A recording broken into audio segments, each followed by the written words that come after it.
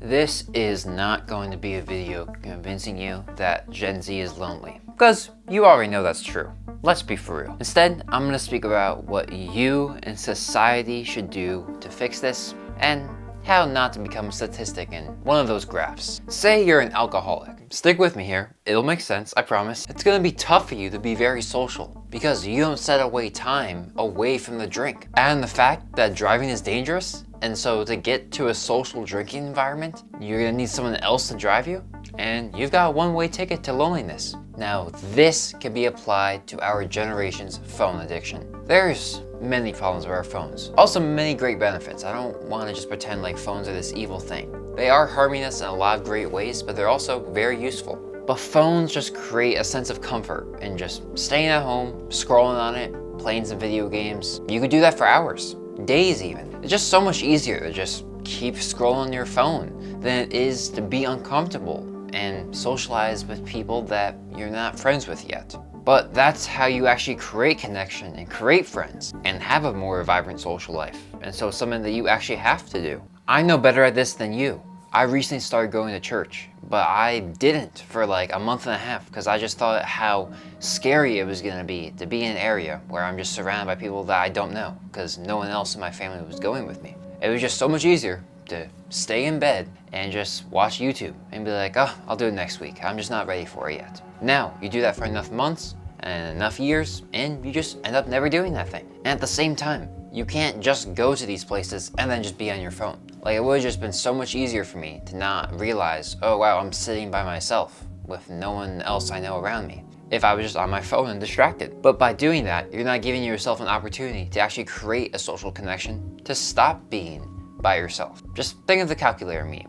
You can't be doing that at social places. Phones are a big problem, but there is more we face as well. For much of our lives, we have not had to train our social skills, our charisma stat. It's kind of disappointing because social skills, but really most skills, are like an exponential curve where they seem really difficult at the start, but then you start doing it, it becomes a little less bad, but then it just skyrockets. The start is the hardest, but after a few months, you are exponentially less uncomfortable when doing these things. In many ways, we are a risky generation, but like all generations before us, most of this comes around when we're with our friends. Most of us would be good boys if we were completely lonely, but we're absolutely terrible at taking social risks. And since friends decline precipitously after high school and college, it's actually crazy the decline to leave college and enter the workforce. Socializing in life will be so much more difficult because you're not in an area, namely a workplace, that is as conducive to socializing as college or high school. Have you guys ever seen that one graph? I'll put it up on the screen in case you haven't. But it's just like the time of your friends starts super high and then it goes down, down, and down. And well, that obviously means that your time being by yourself starts pretty low. But then by the age of like 70, like 60% of your time is spent by yourself. It's just kind of crazy. I mean, I don't think that time takes into account sleep. So for example, if you put sleep in that, then it's like 17 hours a day. You're just by yourself. And once again, I just want to make it seem like I'm not talking down to you. I do this as well. I'll get an image of it for you guys on the screen, but here on my wall, I made this before my freshman year when I was switching my districts for high school. I put on my board that I need to talk to one new person every week. Just one new person in high school. I failed it for the first month. The biggest example of this I remember is in the morning before advisory, there was one room just for the seniors, and then there was another room that was for all the other kids, especially the freshmen. The first time that I walked into that room, I just saw how many kids there was everywhere and that I would have to sit at a table with other students. So I went into the senior room as far away from everyone else and sat at a table where I think, played Brawl Stars or something. And how about that economy? One of the biggest problems that face the young generation is a less appealing economy, I should say. And it's a lot more difficult to socialize when you have to spend more time working, and then that time working needs to be spent more on socializing, because it is very difficult, at least in our current culture, to be very social and also not have money. But in order to be social, you also need time. And so if you spend time getting money, because time is money, then you have less time to socialize. So it's just a constant downward spiral, and basically the less money there is for you per hour, the more expensive everything is, the worse. And of course, with certain things going on now, this is likely to be a bigger problem than in the past. Not trying to say anything, but you know, liberation, am I right? Can we fix this? Of course. But I think the real question is, do we want to fix this, knowing what it means? Let me show you. Alright, so in order to be more social, we need to get better at setting boundaries between us and our phone. First, you need to reaffirm that phones are never gonna go away. Now, most of us don't really want phones to go away, so this shouldn't be too difficult for you.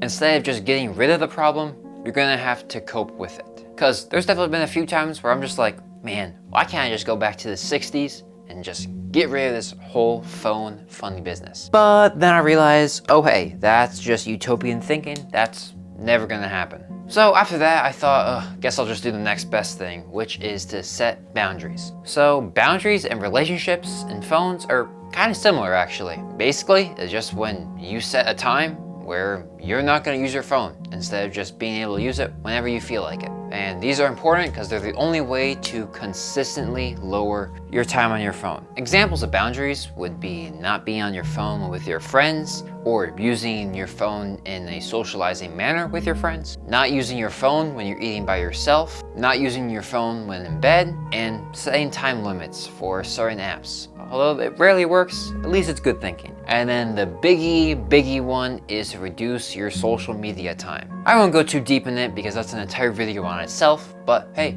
I got an entire video on it if you want to learn more about that. But basically, you gotta reduce your social media time because the average Gen Zer is spending like, I think 5 hours a day on social media.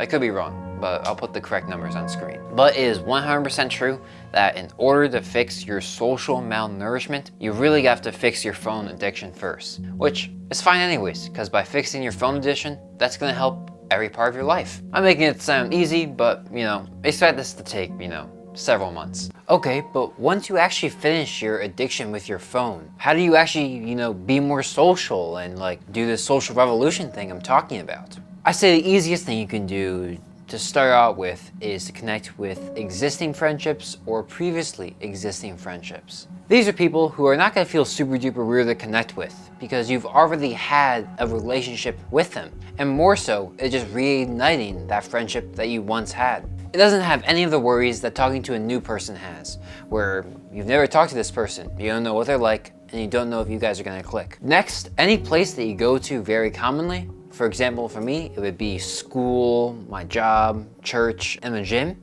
Go to these places and talk to people there. Talk to the people that you see very often. It'll be much easier to connect with and socialize with these people because you're already gonna have a relationship with them. And you're gonna consistently see them, which allows that consistent relationship building process that is necessary in making friends. This will feel really weird for you at first, but it also felt really weird to work out. And it also felt really weird to talk. And it also felt really weird to walk. But at the end of the day, in order to gain any sort of skill, you need to go through an uncomfortable growing section where you actually learn how to do the skill. Oh, and about that economy. So it's unlikely to get much better very soon. I thought this before the current presidential term, but that's definitely not helping very much. Anyways, there's a lot of fundamental problems with the economy that tariffs don't even touch. And that's gonna make it unlikely for us to have the amazing wages of the 50s and 60s, where entire families could be supported on one wage. This type of lifestyle is not around the corner, more like around the entire world, maybe even to the moon and back. I guess just go into a STEM career, because you know, those pay really well, and stay away from any sort of studies career, like social studies, gender studies, maybe psychology studies, if that's a thing, that might do all right. But yeah, stay away from the studies, because you gotta focus on money. Once you're already wealthy and rich, then you can spend some time in college learning about these studies. I have one question for you guys. Did I say a lot that you guys haven't already considered? I'm guessing your answer is probably gonna be no, because a lot of this stuff is pretty commonly talked about by people in our generation. Stay off your phone, socialize more, and get a better job. Don't know about you, but I've definitely thought about these things before. So why do we see such little progress towards actually accomplishing these goals on an individual basis and also a societal basis? Like, why do we all think about this stuff, but don't take any action as a greater collective? I think it's because we really do like the benefits of a phone. Mostly that phone gives you comfort and entertainment, and that gives you an easy way to feel heard and to feel seen, because those are universally beloved things by people. And so by using your phone less and setting boundaries on your phone, you're going to be more uncomfortable, less entertained, and less heard and seen. So how about we change, right? This is not the greatest for any of us, so why don't we start making some change? How great will it be if we can normalize speaking to each other in public? For example, if you're new in the area, ask for help. If you're pretty well known in the area and you've seen someone you haven't seen before, ask them what their name is and what brings them there. Instead of spending so many nights just scrolling on your phone, while you're just laying in bed, you could try to do some weekly activity. Like maybe you and a friend can join a bowling club that meets every Friday night. Worst case scenario, you and your friend have some fun, and best case scenario, you enjoy the people you're around during that activity, and you continue doing it and create some friendships that way. I laugh thinking that I recommend something that, old people do. But from what I've personally seen, and maybe statistics disagree, is that it seems like they have more social connections than we do. Nothing's going to get better if we stay where we are. Now, I know TikTok's not representative of an entire generation, and I'm probably just getting videos thrown to me that I disagree with because that, I don't know, makes me watch them or something. And if so many people are complaining about the status quo, why not try to do something about it? And a great way to do this is just for you guys to start connecting. Like, right now, you're on a video, might as well just start connecting in the comments, right? I don't personally get anything from this. I think it's really good for your communication. So, reduce your time on your phone and fill that time with communicating with other people. But the number one problem everyone's gonna have is getting their time on social media reduced. I, like everyone else, have struggled mightily with this, but I've definitely got a lot better. And I shared all my tips in this recent video I made on how to cure your social media addiction and reduce your time on social media. You can check that video out right here. And don't forget to reduce the time on your phone, start talking to people, and think better. I'll catch you over in this video right here.